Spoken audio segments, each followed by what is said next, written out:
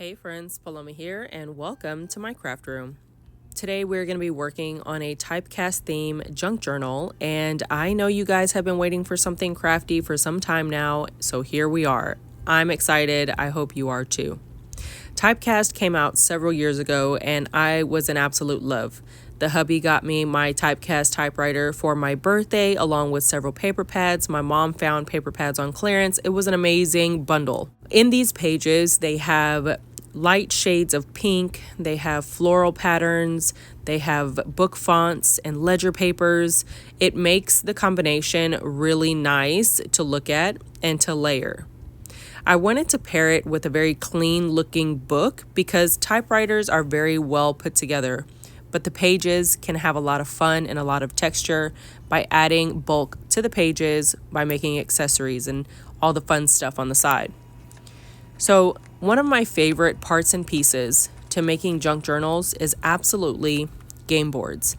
I'm a huge thrifter. If you don't know, I have a majority of thrift videos in my playlist where I love to find old games. Whenever I find old game boards or old game pieces, I will part the pieces and keep what I want, toss what I don't, and always keep the game boards for journals or for books. The material is very sturdy, it can take a lot of wear and tear, and it's going to hold up very well on you. So definitely suggest finding game boards for super cheap at thrift stores for your junk journal supplies. One of my favorite parts of the Typecast paper pad is the touches of black. So I thought we would use the Dollar Tree faux leather fabric in black to kind of pull all of that together. And then you're going to see that we actually divide our signatures up by a black cardstock so that we can see where each signature begins and ends. So the black is just going to overall bring this all together and make it look very clean and nice. So when you're using the Dollar Tree faux leather fabric, the undercoating is actually not double-sided tape or adhesive friendly. You're definitely going to have to stretch and add a lot to this fabric. I pull on it, tug it, make sure that it's holding, apply a lot of adhesive, make sure it's well blended into the fabric and into the cardboard. And you want to do this because it needs to kind of bind, and then you want to definitely let it set. When it sets and cures, then you can move on and begin moving this cover, because until then it's not going to adhere well and set well. So I definitely suggest letting it cure overnight before moving on.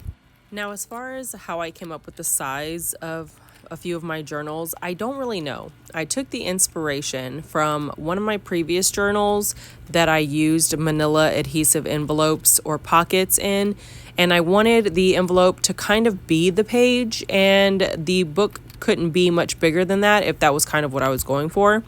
And when I did that, I actually loved it. The size is perfect in your hand. If you saw my Halloween trio journals, then you kind of know what size I'm talking about. Everything's broken down in that video if you want to reference it. It's one of my absolute most favorite videos because I absolutely love the size of those journals. Go ahead and check out that video, or if you already did, let us know what you thought about that video and the process.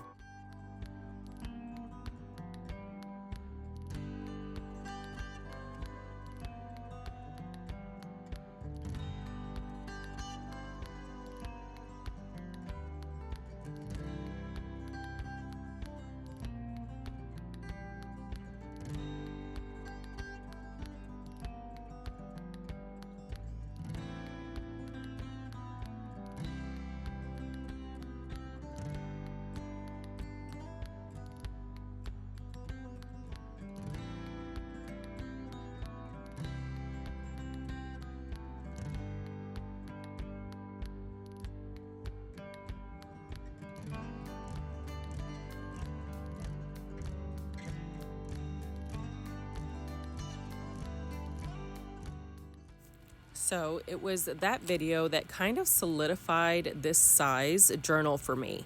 It is a great size for embellishing, for carrying, for storing, for putting in your bag. I don't know. I just absolutely loved it, so I stuck with it.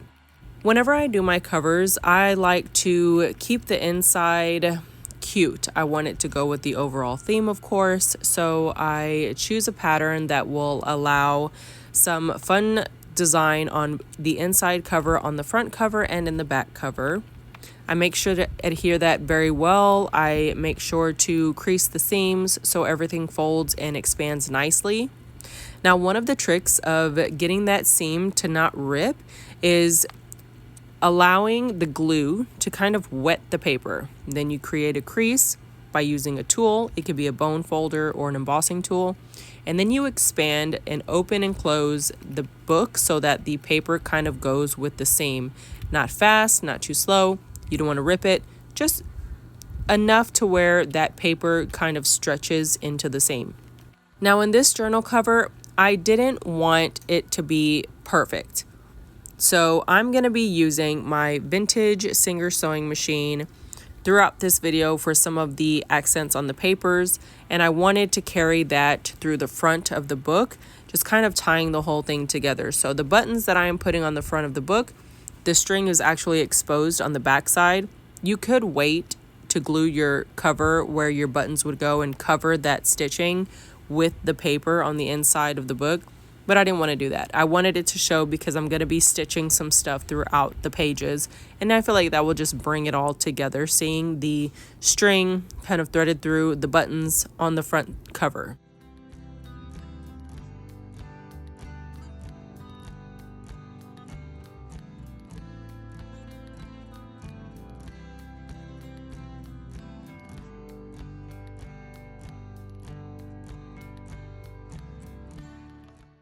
On the inside of the back cover, I went ahead and adhered a thick thread underneath the paper on the inside of the cover. That is going to be the backside thread that we use to close the book by threading it through the buttons on the front cover. I ran glue over the entire thread to make sure that it doesn't fray easily. And then I'm going to add some cute little beads that are black and kind of metallic or metal looking. So that way they coordinate with the buttons on the front cover, and they also coordinate with the typecast title stickers that we're going to be putting on the back using the Dollar Tree typewriter key stickers. So these are very Tim Holtz vibes. I absolutely love these stickers. They are fantastic for labeling things. They look like typewriter keys. I have a 1940s typewriter that looks just like this, but they're round keys instead of these square keys. Either way, it's very fitting. I thought they were fantastic for the theme. Now, I imagine whoever is going to buy this journal is going to be an absolute lover of carrying their journals with them or moving them from place to place around their house or in their craft room, inside and out of their bag, whatever the case may be. So I want to make sure that I add some extra adhesive to the backs of these stickers so that if they snag, it'll be a lot harder for them to just pop off of this book cover. I love to add E6000 because it is such a durable adhesive. It sets very fast, and I can work with the rest of the cover without damaging the actual stickers, and they'll hold in place. Next, we're going to add a bookmark just for the fun of having a fun little charm connected to this book. So the bookmark for this one is fairly thick. It's a wide ribbon with 2 black stripes, very fitting for the theme. And then at the end of it, I'm going to adhere a metal typewriter because I felt like, why not? It's literally a typecast theme. Typewriter embellishment is very fitting. And we're going to go ahead and start creating the punch guide for our signatures. Now, I don't want exposed threads on the exterior spine of the book, so we're going to create an interior spine. This is where we're going to punch our holes and stitch our signatures to. Also, along with this, we're going to have to create a punch guide that we are going to use on the inside of the books so that we can align the holes of each signature pretty much evenly, and we'll have a nice clean edge along the edge line of our book.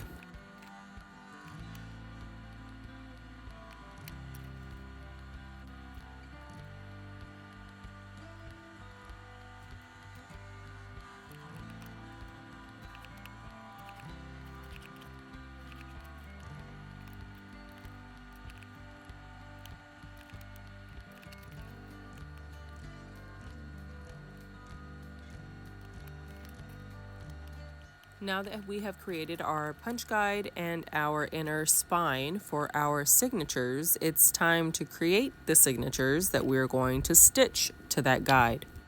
I like to divide my signatures into sections, kind of creating a beginning and an end that is visually noticeable. One of my favorite things to do is take black cardstock and use those as my signature dividers. You have a front cover and a back cover, and then you fill each signature with cute paper. And that's what we're going to be doing here. I'm basically going to take 4 signatures, and I'm going to create a bunch of different pages that are somewhat similar but different going into each signature, because I do want each signature to have similarities and even distribution of the patterns and colors and things like that.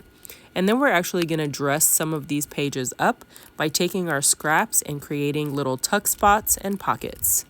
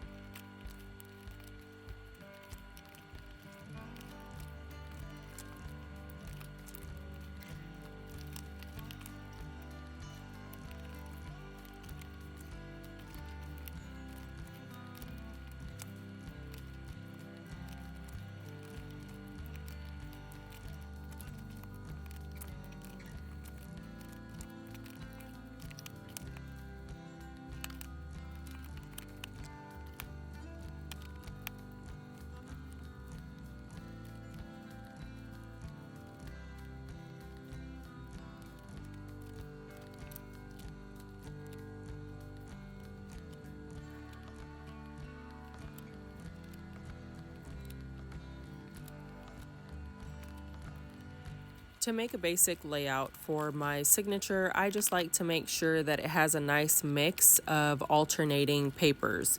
If your paper isn't double-sided, you don't want all of your images to be all on the same side. So I have alternated papers, folding some with the white part out and the pattern in and reverse.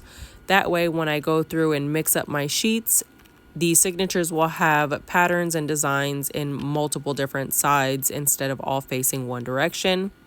And then I just clip them all together, go through and clean up the edge line to make sure that they all are even and clean. Clips are very important when you're making jump journals because it just helps you hold things together while you're trying to get the even look that you're going for. Now, this isn't the final time I'm going to be cleaning up these edges. It happens a few times, actually, because as you add different pages into your signatures, it does bulk up and it makes the lines uneven. So be sure to check and double check before cutting things down, but make sure that everything is how you want it before you stitch it into your book.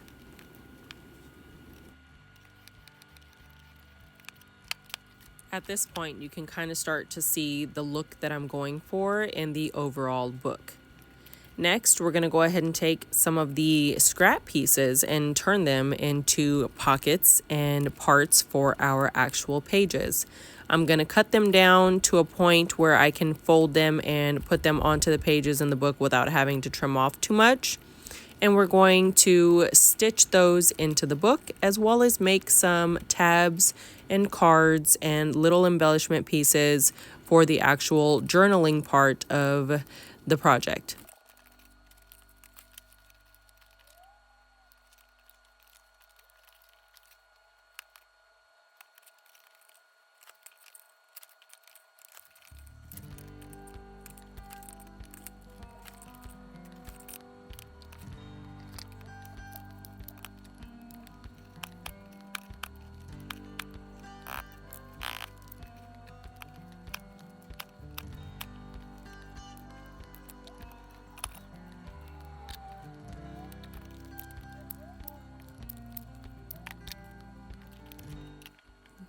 For the next part, we are going to be taking a look at how my little Singer sewing machine works with these papers. If you haven't seen it, I actually have a video on this little machine on my channel showing you how I used it, how I came across it. It was a fantastic find, guys, and it is fantastic for my craft room. So this comes with a C-clamp so that you can clamp it to a tabletop and it kind of hangs off the edge. I needed it to be stable enough to use without having to hold the desktop and not rock the desktop too much. So I had to put holes into the machine. I got the hubby to drill some holes so that we can mount it to this heavy butcher block board by Calphalon. It's an old board, and it's so heavy that it is actually able to hold the little machine stable, and I'm able to use it and move it whenever I need to. This was probably one of the most fantastic little finds for my craft room. It's barely even bigger than a Tim Holtz Sidekick embossing machine, guys. It is such an adorable little piece of equipment. It was owned by a lady who learned to sew on this machine, and she was in her 60s when I bought it from her. So a fantastic little item. If you can find one that works on eBay or something, I would absolutely suggest investing in one. It's going to last you a lifetime. I mean, it's over 50 years old. She was a tiny kid whenever she learned with this machine. That being said, I wanted to use it in my craft room to stitch papers together for junk journals, and it has done exactly what it was supposed to do.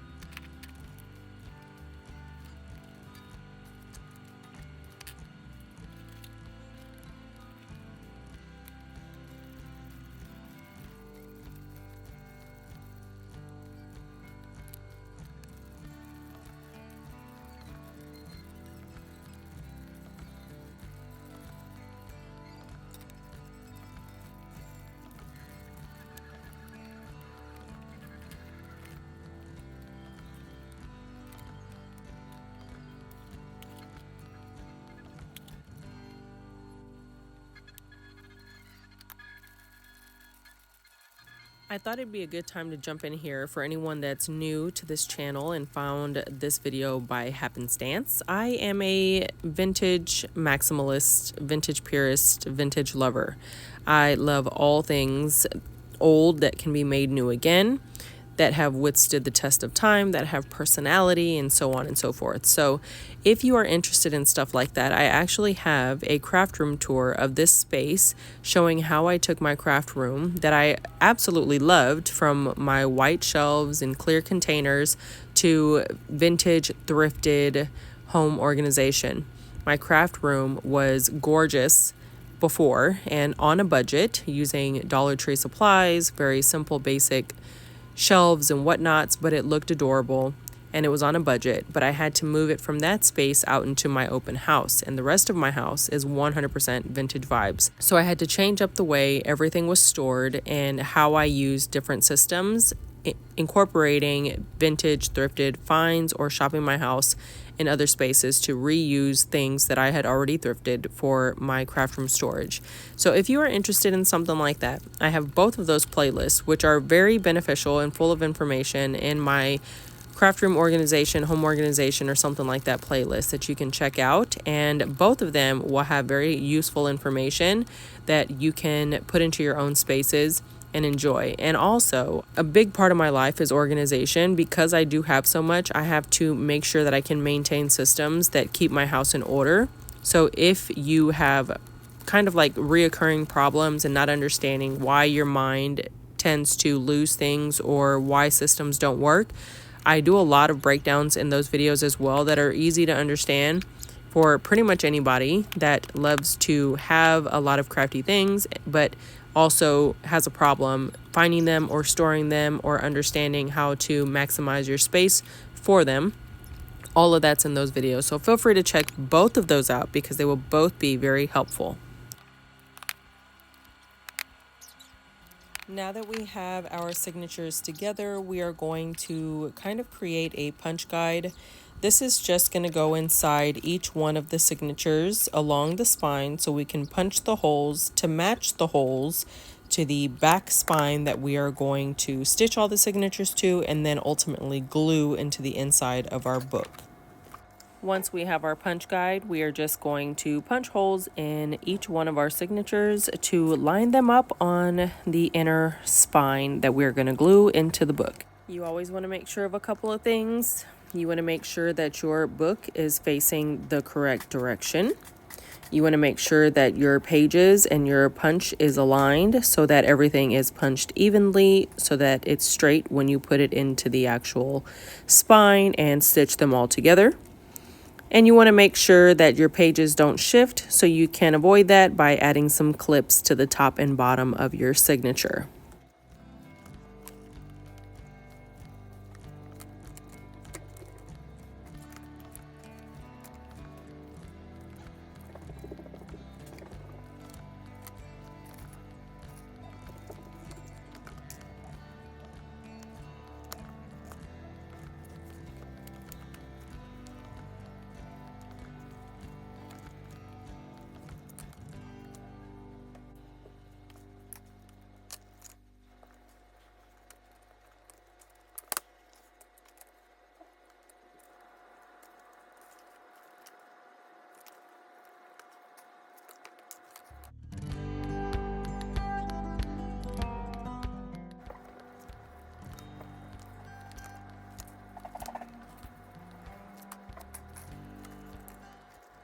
Now, in order to thread our string through our holes for our signatures, you need a couple of things. You need a nice thick needle that's going to be able to take that thick thread through the signatures. And you want a nice thick thread that doesn't break easily. I've had some break on me before, but we're just going to make sure that we have some extra long tails. So if that does happen, we can tie it up. So you are going to take enough thread to be able to go up and down the book maybe 2.5 times. That's going to ensure that you can have some extra to be able to tie off the ends or compensate for any breaks. So it's pretty simple. If you look at the spine, we have 4 holes punched from top to bottom. If you number those 4 holes, the top one being 1, the next one being 2, the next one being 3, and the bottom being 4, we can walk through the order of the stitching very easily. Of course, you can change this up to make it work better for you, but I find this is just the easiest to ensure that you can knot your thread in the center of the signature every time. So you're going to go through the book, through the second hole, out of the spine, come back up through the first hole, going back into the book. You're going to loop that one back out through 2, making sure that you do not puncture the string and you have enough tail left over on the inside of the book to be able to knot it at the end. You're going to take that and go down to the third hole, back into the book, back out through 4, and back in through 3. Again, making sure not to puncture the string so that you can tighten the thread and tie a knot. And we can do that again. So you're basically going out through 2, in through 1, out through 2, in through 3, out through 4, back up to 3, and tying it off in the center. How you tie it is going to allow you to start and stop back at the center of the book.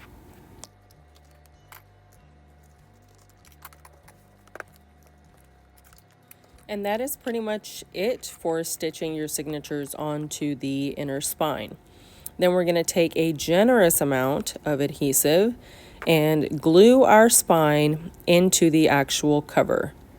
Once you do this, you need to make sure that you have a way to hold your book shut and tight without damaging the cover so that it can rest and cure overnight. You want this spine to be completely adhered to the inside cover to make sure that it lasts. I take paper clips and just put them into every one of the little sections on the top and bottom of the book spine. I feel like this just adds some more security.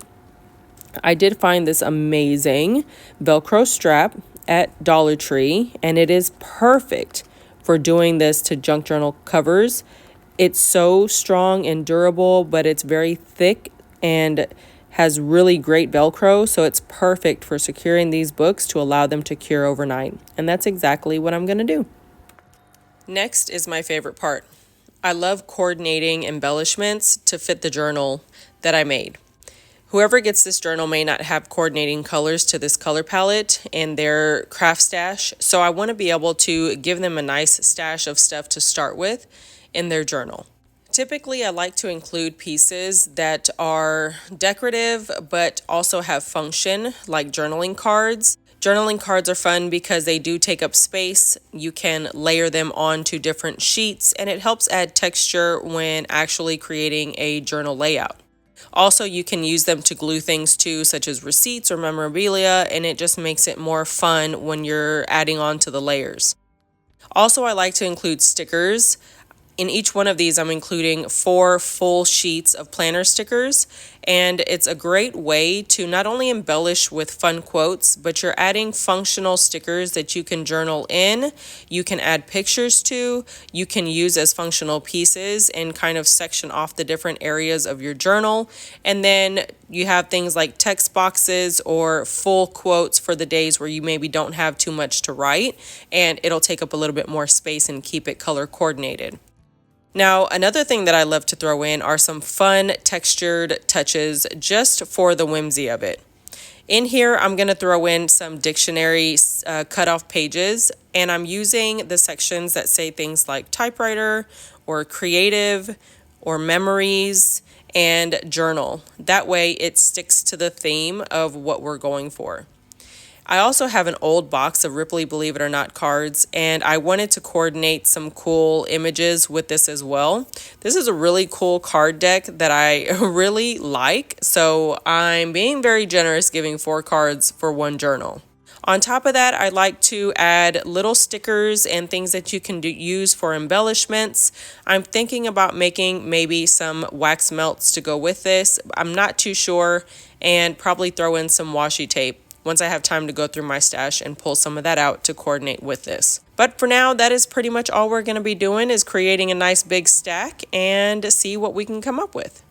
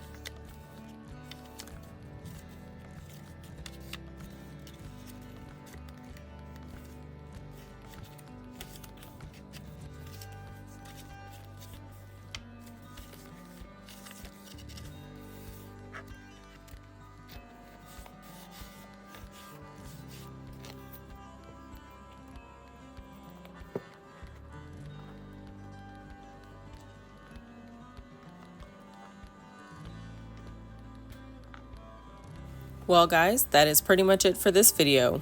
I do hope that you enjoyed. If you did, go ahead and give this video a big thumbs up. Comment down below, let me know what your favorite part of this video was. Also give me some feedback on my old Halloween spooky journal video. If you're new to the channel, welcome. Don't forget to hit that subscribe button. Also hit the notification bell on your way out to be notified of new videos whenever I post. If you want to see this journal for sale, you can follow me on my social media on Instagram, or anything in my regular life is all on Instagram at the Bates House, hashtag Bates House, pretty much anything, and we will be there. For now, guys, that is it for this one, and I will see you in the next one. Bye!